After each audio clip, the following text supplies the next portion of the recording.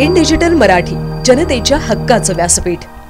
अंबरनाथमधील प्राचीनेश्वर मंदिराला स्थापत्य कलेचा अनोखा नमुना म्हणून पाहिला जातो।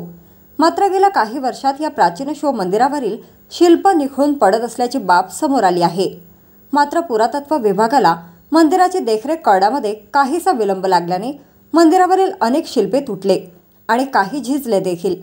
मंदिराच्या परिसराचे सुशोभीकरण करण्यासाठी 150 कोटींचा प्रकल्प राबविला जात असताना प्रत्यक्षात मंदिराची देखरेख करण्यासाठी आणि त्याची झीज थांबवण्यासाठी कोणताही निधी प्राप्त झाला नव्हता।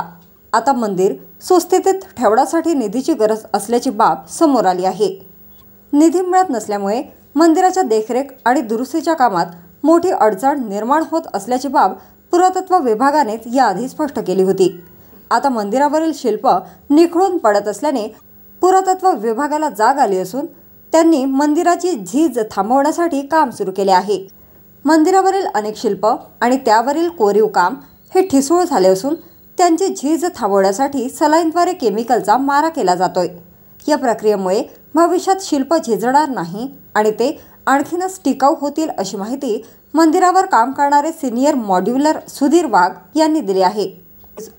अनेक मंदिराची झीज होत असून या मंदिरांची झीज रोखण्यासाठी पुरातत्व विभागाकडून मंदिरांच्या शिल्पांवर रासायनिक प्रक्रिया करून त्याची झीज थांबवण्याचा प्रयत्न केला जातो, अशी माहिती रसायन तज्ज्ञ उपेंद्र तोमर यांनी दिली। पुरातत्व विभागातील वरिष्ठ शिल्पकार सुधीर वाघ आणि रसायन तज्ज्ञ उपेंद्र तोमर यांनी मंदिराच्या मागच्या बाजूकडील अधिक हानी झालेल्या शिल्पांची दुरुस्ती सुरू केली आहे। 4-5 दिवस ते काम करणार आहेत। त्यानंतर महाशिवरात्री असल्याने काम थांबवले जाईल।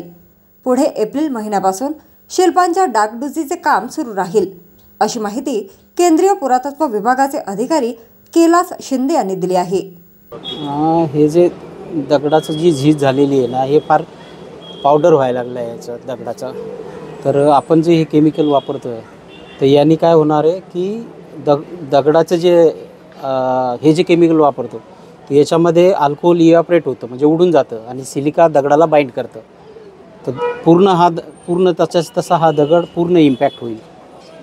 दगडाची पावडर आणि हेच केमिकल यूज करून आपण त्याचा यूज करतो।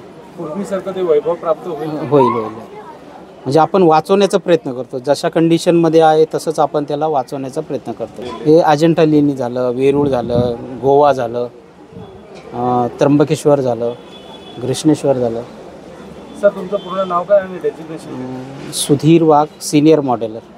सर ये क्या टेक्नोलॉजी? ये स्टोन स्ट्रेंथनर है। हम लोग इसको इसलिए लगा रहे हैं जो फ्रेजाइल स्टोन हो चुका है ना, उसको स्ट्रेंथन करेगा। तो पत्थर जो स्टोन है उसको स्ट्रेंथन करेगा, उसको मजबूती मिलेगी उससे। कितना दिन काम चलेगा सर इधर? अभी कुछ कह नहीं सकते क्योंकि लंबा काम है। पहले हम इसको देखते हैं, इसको ऑब्जर्व करते हैं, ऑब्जर्वेशन कितना काम कर रहा है, उसके बाद पता लगेगा कितना दिन चल पाएगा काम। नहीं, रीइंस्टॉल तो हम कुछ नहीं कर सकते है, वो बचाने की कोशिश। हाँ, वो बचाने की तो पूरी कोशिश है क्योंकि हमारी सांस्कृतिक धरोहर है, इसको तो हम बचाना ही है। ये हम लोग हर मॉन्यूमेंट में जहाँ भी ऐसी समस्या आती है वहाँ इसी तरह से करते हैं।